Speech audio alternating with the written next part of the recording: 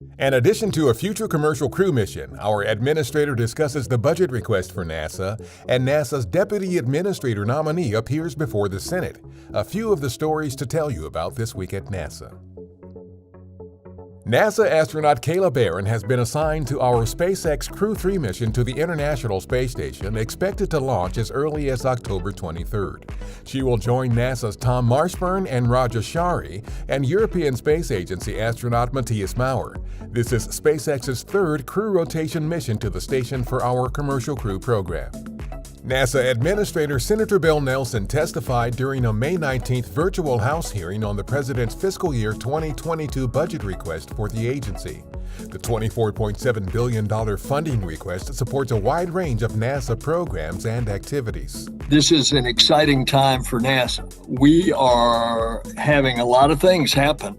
Just in this next year, we launch the largest, most powerful rocket ever, the SLS, in its first maiden flight.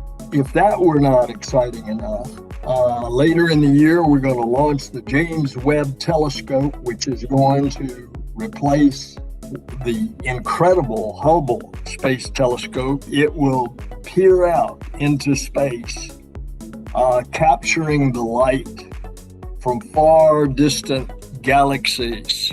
He also pointed to other upcoming milestones for the agency in science, STEM education, aeronautics, and more. On May 20th, former NASA astronaut Pam Melroy, the President's nominee to be NASA's next deputy administrator, appeared before the Senate Committee on Commerce, Science, and Transportation during a confirmation hearing on Capitol Hill. I've worked in aerospace for my entire career and have experience in each of NASA's 4 mission areas. If confirmed, I'm ready to help Administrator Nelson lead and manage NASA on day 1.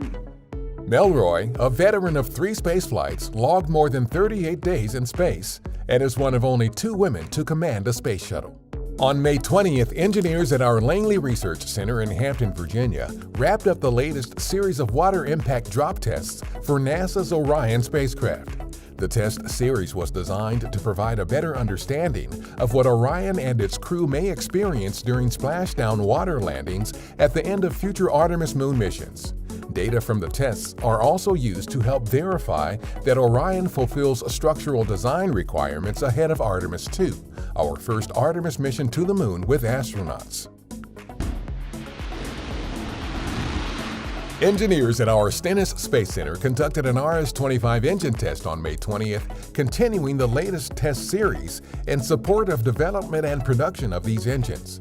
4 RS-25s will power our Space Launch System rocket during future Artemis missions, including flights that will land the first woman and first person of color on the moon. NASA recently flight tested the Airborne Location Integrating Geospatial Navigation System, or ALINES, in preparation for future acoustic validation flights of our X-59 Quiet Supersonic Technology airplane. ALINES will help a chase aircraft outfitted to gather acoustic data on these supersonic flights move into various positions relative to the X-59 to collect the most accurate data.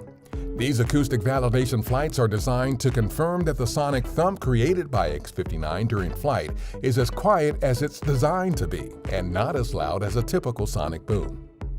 Our Advanced Air Mobility National Campaign wrapped up another round of integrated dry run testing at our Armstrong Flight Research Center in California, using a helicopter as a stand-in for an urban air mobility vehicle. These future vehicles might transport people or cargo in the airspaces over urban areas. NASA, the Federal Aviation Administration, and partner companies are combining efforts to create a safe new air transportation system for these vehicles. That's what's up this week at NASA. For more on these and other stories, follow us on the web at nasa.gov/twan.